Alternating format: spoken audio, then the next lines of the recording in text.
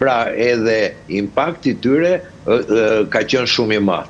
Por edhe prania e dhëntrit të presidentit amerikan Donald Trump, Kushner, i dha rëndësi 24 orë më parë, apo jo?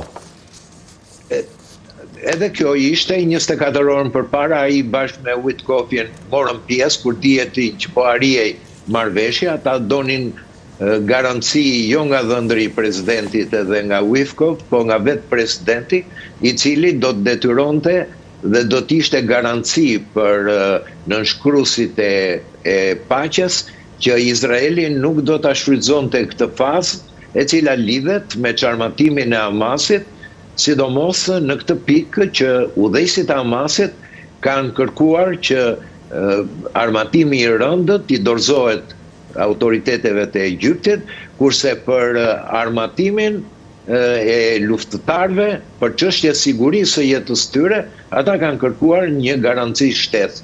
Dhe këtë shtesë e duan sidomos nga presidenti amerikan, i cili mund të mundësoj edhe ndërprerjen e çdo aksioni që mund të vijë nga qeveria izraelite. Ju e thatë vetë që pritet sot mbasdite që qeveria të pranojë këtë plan. Nuk ka zoti gjata mundësi ndryshe, për arsye se planet e Shtëpisë Bardhë dhe vetë presidentit nuk mund të kthehen mbrapsht. Nuk kthehen mbrapsht e para, ata po mendojnë që ditën e shtunë mund të jenë në Egjipt, i ftuar nga presidenti Sisi i Egjiptit, për t'i falenderuar edhe për veprimtarinë e jashtëzakonshme që Egjipti në këtë periudhë të vështirë krize ka luajtur për ato ekuilibrat e duhura. Nga ana tjetër mendohet që të dielën ose të hënën presidenti Trump të jetë në Izrael, të adresojë Kongresin e Izraelit për t'i dhënë kësaj një impakt tepër pozitiv politik, për thënë që kjo paqe, me këtë paqe nuk mund të luhet më dhe të devijohet nga ai plan 20 pikash, të cilat janë tashmë prezente dhe palët po negociojnë. Nuk përjashtohet edhe vizita në pjesën e Gazës, të paktën nga sa po thuhet në media ndërkombëtare e presidentit Trump, apo jo?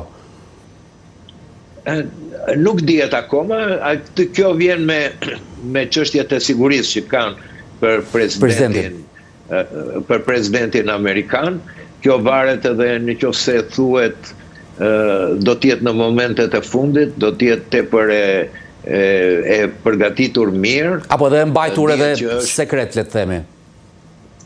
Edhe sekret, po edhe për çështje sigurie. Duhet të jemi koshient që është, domethënë, superfuqia më e madhe e botës, e cila ka mundësuar që të realizojë edhe paqe të tilla, të cilat janë historike, jo vetëm për linjën e mesme, por edhe për impaktin që kanë ato në të gjithë kontinentet e botës. Dhe ka patur ajo që është e veçanta, zoti Gjata, është që konsensusi ka qenë shumë i gjerë. Domethënë ka qenë konsensus dhe ata që e shikonin zhvillimet në lindjen e mesme si një lojë politike shau midis perëndimit dhe lindjes. Për shembull, dhe rusët kanë hapur dritën jeshile dhe kanë pranuar që kjo marrëveshje është një marrëveshje për dhënien fund të luftës. Në këtë kuptim, mendoj që momenti më kryesor që ishte shkëmbimi i atyre pengjeve të burgosurve të luftës, janë 1700 veta midis cilëve dhe gra dhe fëmijë, të cilët mbahen në burgjet izraelite gjatë periudhës konfliktit 2 vjeçar, po janë dhe 250 veta të cilat janë të dënuar me burgim të përjetshëm. Nga ana tjetër, Hamasi ka thënë që do t'i bëjë menjëherë ato do të çlirojë më shumë se 20 aktivistët e marrë pengë gjatë tetorit 2 vite më përpara dhe trupat e pajet të cilat mbahen nga Hamasi në territorin e Gazës.